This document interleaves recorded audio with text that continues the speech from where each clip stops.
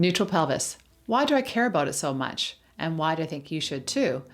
Well, because if you have any type of pelvic floor dysfunction and you're trying to strengthen the pelvic floor or strengthen the core, it's best done in neutral pelvis because, like any other muscle in our body, it has the best length tension relationship in some positions. Okay, what does that mean? For instance, your biceps. If you're already contracted like this, your biceps doesn't have much power. Same thing if it's too extended and it's too open, it's hard to start the power of that biceps. But if you're about here, it's pretty good. You have more strength in your biceps. And that's the same thing with the pelvic floor or the bottom part of your core, which is the pelvic floor. So when we're exercising, when I have someone who's quite weak, I try to get them into a neutral pelvis before we start loading that body up, because then I know that the muscles are in their optimal position, and it feels very uncomfortable for people initially. They think, Kirsten, I want to just flatten my back straight down onto that mat. I don't want to be in a neutral pelvis.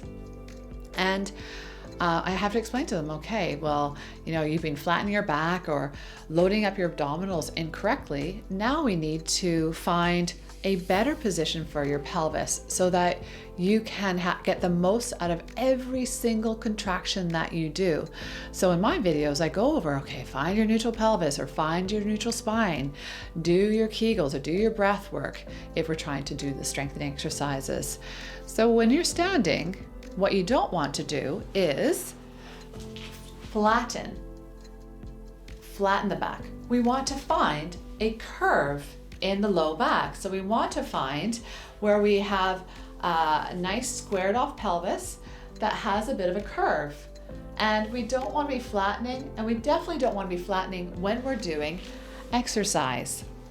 Not when we're doing the initial parts of the exercise anyway. Once I have someone who's strong enough to do their neutral spine in lots of different positions, so I know that they're having a nice strong postural system, then I start taking them into other positions like say roll downs or leg exercises that we're losing that neutral spine because they know how to sequence their core muscles. They know how to sequence their abdominal muscles better.